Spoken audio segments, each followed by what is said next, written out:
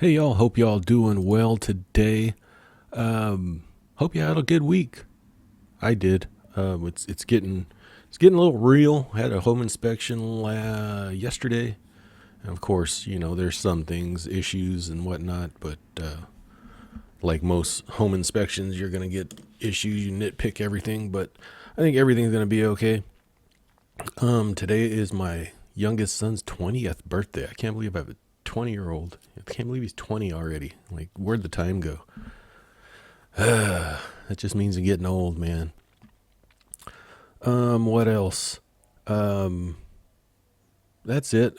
My head's running around with this home purchase and trying to line everything up and get everything packed, and we're basically downsizing.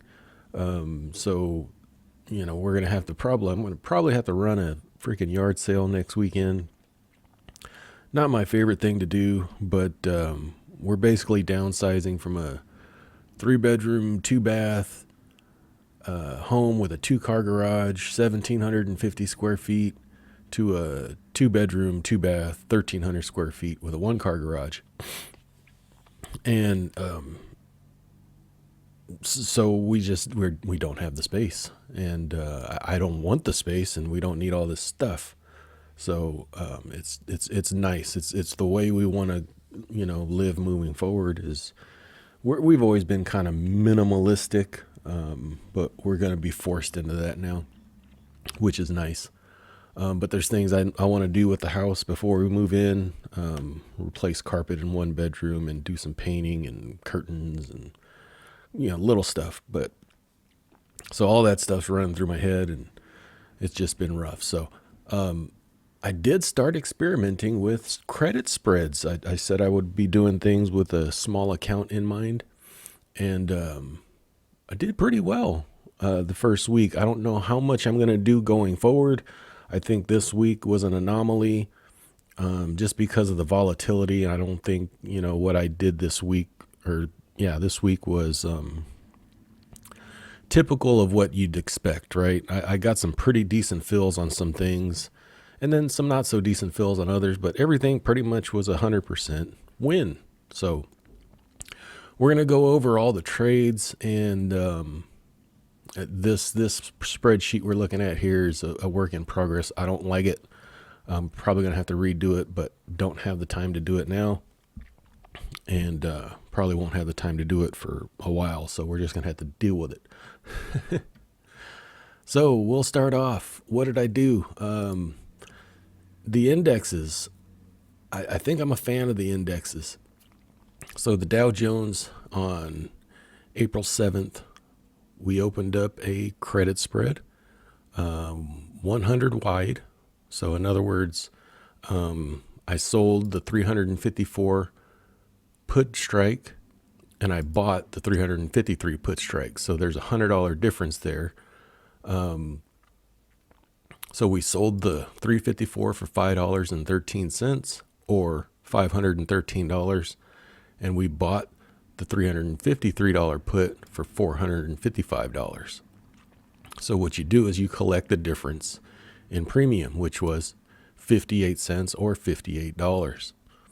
Your cash reserve is $100 because that's the difference in the put strikes. Fees, of course, you pay in 2 contract fees for each put. I exited that. I closed that off the same day, for 17 cents, and I kept $39.64. So I kept 68% of the premium that I collected. Now, I don't like all this other stuff because I'll probably get rid of all this stuff. Return on capital, 39%, which is 39.64 premium versus the $100 risk. Okay, so days held 1, annualized rate of return 14,468% return. Boy, if I could do that every minute. Then I got a favorable one in Advanced Auto Parts. Did the same expiration of yesterday. And this one was pretty good, because I think the general rule is you want to get at least a third of the width, right? So if you, for instance, if you do 354 and 353, that's $100 reserve, and you want to get at least a third of that, so $33. So it's kind of like you're risking two to make one, if that makes sense. But if you're getting 58 cents, that's even better. That's, I think, that's why I'm saying I don't think this week is typical, because I don't believe that you can consistently get, over 50% of your risk, right? So the same thing happened here with Advanced Auto Parts. We sold the 30 strike for 77 cents, and we bought the 29.50 strike for 50 cents. So we collected $27. So that was over 50% of the risk, right? I closed that out for 5 cents a couple days later, profited $20, and we, that was a 76% profit there. Next one was SPY, also opened on Monday with an expiration date of April 9th, so 2 days. We sold the 485 for $8.02 and bought the 484 for $7.70. So this, I think, is a little more typical, but I don't think you're going to get that with just a one wide straight spread in non-volatile markets. But $32 there we collected. $100 is the difference in the strikes. That expired worthless. So we kept all the premium, minus the fees. So 95% profit there. TNA sold the 19 put for $1.47, bought the 18 put for 97 cents. 50 cents premium collected, $100 reserve, because it's only one deviation, whatever you want to call it, one wide spread. Closed that out for 5 cents on April 9th, which was 2 days early. So we profited $43, 87% of the premium collected. TECL, this is a leveraged technology ETF. Sold the expiration to 417, sold the 31 strike at 255, bought the 30 strike at 195, collected $60. So for your $100 risk, you collected $60. That's smoking. Okay.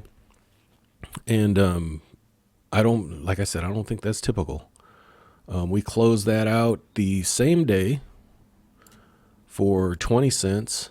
So we profited $38.64 and kept 64% of the premium. Next up, XLU, that's the utilities ETF, went out to April 17th. Sold the 72 for 84 cents, bought the 71 for 44 cents, so collected $40 for the $100 risked. I can't say that. Closed it for 16 cents a couple days later, or was that the next day? Yeah, the next day. So profited $22 there, kept 56% of the premium collected. And then finally, INX is the SPY, so the SPX index. I'm kind of liking this situation here. The indexes, only because I could probably go out further, and we'll talk about that. We'll talk about that when I see what I have left open. So we went out to April 11th, sold the 4800 strike for $21.63, bought the 4790 strike for $20.68. Now this one isn't as good, obviously. You collected $95, but your spread is $1,000, because it's 4800 to 4790, which is $10 times 10 is $1,000 risked. So not as good of a return there on your capital risk, but I think a lot of times doing individual stocks, you'll get it's a little more volatile in my opinion. But I'm just experimenting. So we let this expire worthless on April 11th. So we kept what was it? $93.64, profit and loss of 98%.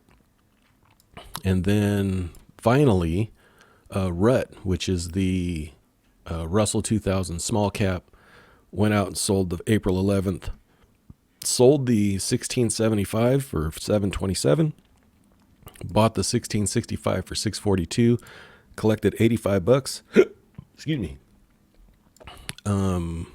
Closed that early the next day for 20 cents.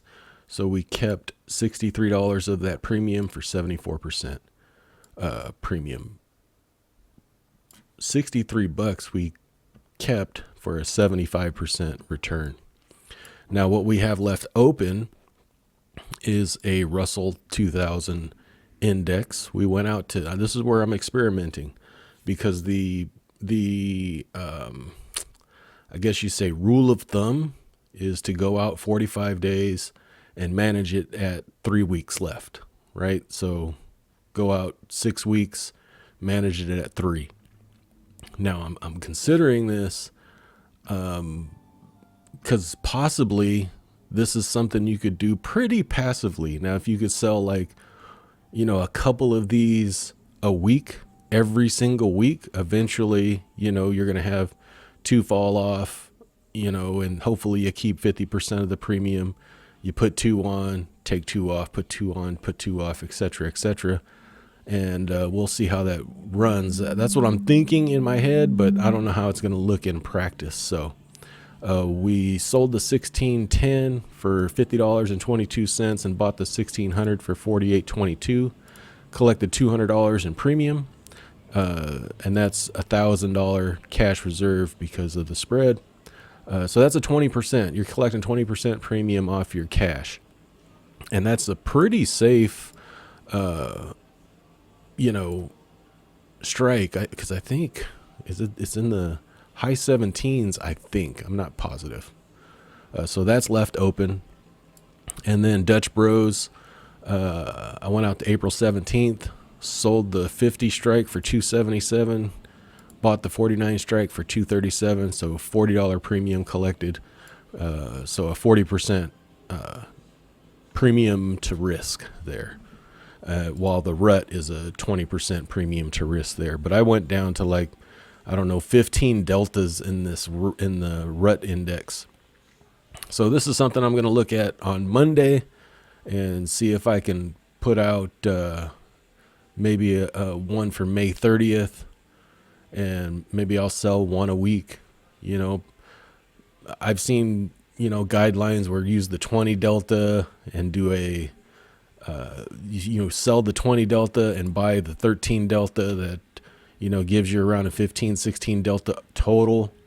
I don't know. I'm going to experiment. This one was like the 15 delta and, 13, which is a smaller spread. I kind of like the smaller spread. Of course, if you go with a wider spread, you're going to collect more premium, right? Because if you sold the 1610 and maybe bought the 1590, this is going to be a lot cheaper to buy. So you'll collect more premium, right? So we'll see how it goes. But all in all, for the first week, I'm happy, but I don't think it's going to be typical. So for the first week, we profited. What was our profit for the week? $353.12. Not too shabby like that. That's really good in my opinion. But like I said, this might be just a strange week because of the volatility. I don't know if in normal weeks this is possible for, the short term. I'm thinking long term would probably be doing Russell 2000 and SPY spreads, maybe even the NASDAQ. I haven't done a NASDAQ one yet, but we'll see how it goes. So thanks for coming along. I don't know if I'm going to have a video coming up next week or not. Things are going to start getting real with the move and stuff, so we'll see how it goes. But on Monday I'm off, so I might add a couple of positions, and if I can make another video on it, I will. So hope you guys enjoyed. And leave me a comment down below, and we'll talk to you later. Thanks. Bye-bye. I am not a financial advisor. The information contained in this video is for entertainment and informational purposes only. It is not intended to be investment advice. Please seek a licensed professional for any investment, tax, or legal advice. Thank you.